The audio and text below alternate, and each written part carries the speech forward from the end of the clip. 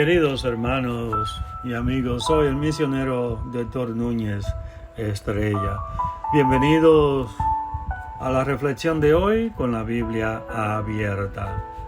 Para esta ocasión, el juicio final.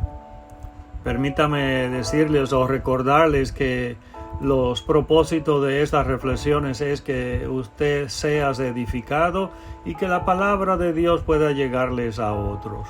Por favor, ayúdeme a difundir el mensaje con sus contactos. También, si alguna persona necesita de orientación o condición de salud o pregunta bíblica, puede contactarme vía correo electrónico para más privacidad, visitando mi canal de YouTube, Dr. Núñez Estrella.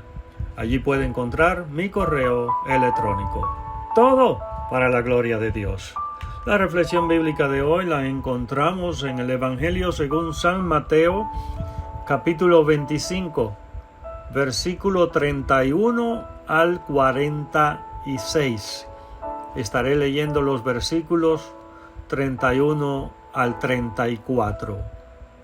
Cuando el Hijo del Hombre venga en su gloria y todos los santos ángeles con él, entonces se sentará en su trono de gloria. Y serán reunidas delante de él todas las naciones, y apartará los unos de los otros, como aparta el pastor las ovejas de los cabritos. Y pondrá las ovejas a su derecha, y los cabritos a su izquierda. Entonces el rey dirá a los de su derecha: Venid, benditos de mi Padre, heredad el reino preparado para vosotros desde la fundación del mundo. Aquí en este pasaje del Evangelio según San Mateo capítulo 25 describe el juicio de las naciones, que ha de ser distinguido del tribunal de Cristo y del juicio ante el gran trono blanco. El tribunal de Cristo, que es un tiempo de examen y recompensa solo para los creyentes, tiene lugar después del arrebatamiento. El juicio ante el gran trono blanco tiene lugar en la eternidad después del milenio. Los muertos no convertidos, o sea, los impíos, serán juzgados y consignados al lago de fuego, y esto lo voy a tratar un poco más adelante en Apocalipsis. El juicio de las naciones o gentiles, la palabra griega significa lo uno o lo otro, tiene lugar en la tierra después que Jesucristo viene a reinar, como lo enuncia claramente en este pasaje del Evangelio según San Mateo capítulo 25, cuando el Hijo del Hombre venga en su gloria y todos los santos ángeles con él. Es importante reflexionar, observar que se mencionan tres clases: ovejas, cabritos y los hermanos de Cristo. Las dos primeras clases sobre las que Cristo juzga son gentiles que vivirán durante la tribulación. La tercera clase son los fieles hermanos judíos de Jesús que rehúsan negar su nombre durante la tribulación, a pesar de una abrumadora persecución. El rey sitúa a las ovejas a su derecha y a los cabritos a su izquierda. Luego invita a las ovejas a entrar en su glorioso reino, preparado desde antes de la fundación del mundo. La razón que da es que le alimentaron cuando tenía hambre, le dieron de beber cuando tuvo sed, lo acogieron cuando fue forastero, lo vistieron cuando estuvo desnudo, le visitaron en la enfermedad y acudieron a él cuando estaba en la cárcel.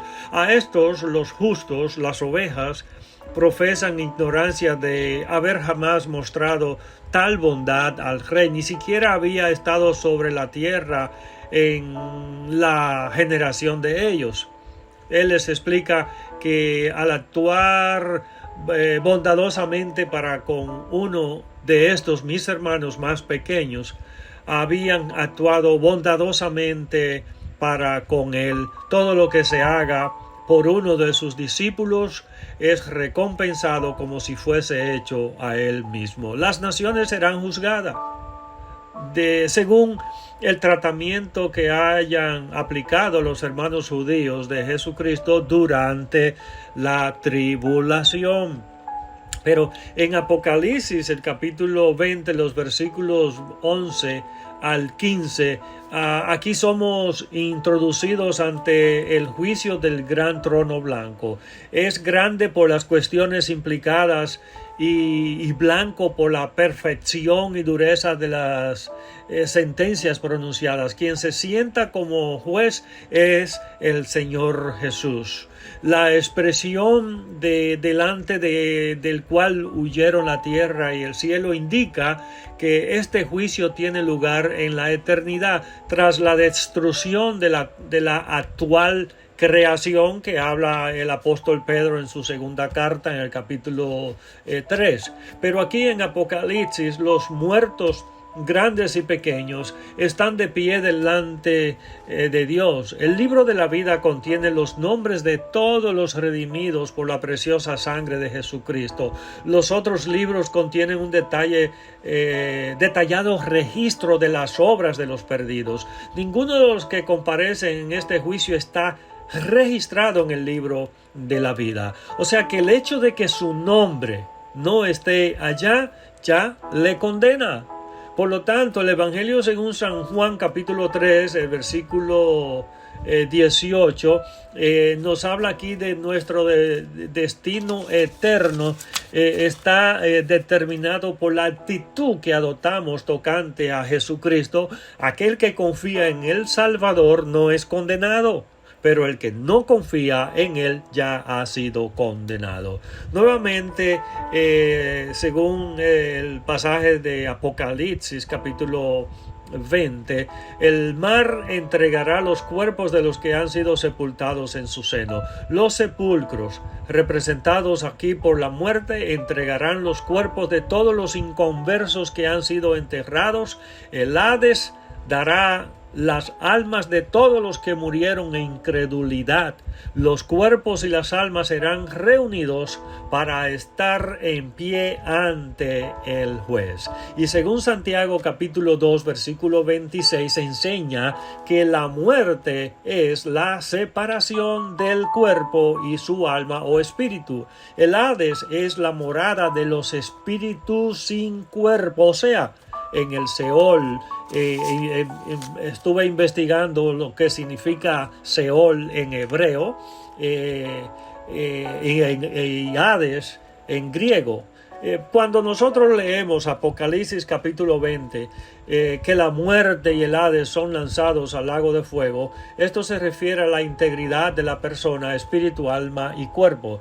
Y el texto explica que esta es la muerte segunda. Hay una diferencia entre Hades e infierno. Para los inconversos que han muerto, el Hades es un estado incorpóreo de castigo consciente. Es una especie de celda de castigo, una condición intermedia donde esperan el juicio del gran trono blanco. Para los creyentes que han muerto, el Hades es un estado de bienaventuranza incorpórea en el cielo, esperando la resurrección y la glorificación del cuerpo. El infierno es la cárcel definitiva de los muertos sin confesar a Jesucristo como Señor y Salvador. El infierno es lo mismo aquí en Apocalipsis que el lago de fuego, la gehenna y la muerte segunda. El factor decisivo en este juicio es si el nombre de uno está escrito en el libro de la vida. En realidad, si el nombre del acusado hubiese estado escrito en el mismo, o sea, en el libro de la vida, ya entonces habría formado parte de la primera resurrección. De modo que este versículo se aplica solo a aquellos que comparecen delante del gran trono blanco. El que está vivo hoy está a tiempo. Primera de Timoteo capítulo 2 versículo 4 expone claramente los aspectos divino y humano de la salvación. La primera mitad de este versículo indica que los hombres necesitan ser salvos, y cuando hablo de hombres también de mujeres. Y el verbo aquí es pasivo. El hombre o la mujer no puede salvarse a sí misma o a sí mismo, sino que ha de ser salvo por acción de Dios. Y esta es la parte divina de la salvación. Para ser salvo, el hombre o la mujer ha de venir al conocimiento de la verdad. Dios no salva a los hombres y las mujeres contra la voluntad de ellos. El hombre o la mujer ha de acudir a aquel que dijo: yo soy el camino y la verdad y la vida. Aunque Dios desea que todos los hombres sean salvos, sin embargo, no todos lo serán. No fue inicialmente la voluntad de Dios que los hijos de Israel andasen errantes unos 40 años por el desierto, pero así sucedió. Lo permitió, pero no era el camino de bendición que había planeado Dios para ellos. Dios es uno, por ello Él es Dios de todos los hombres y mujeres. Si fuese uno de muchos dioses, podría preocuparse solo de sus propios adoradores. Hay uno que es mediador entre Dios y los hombres.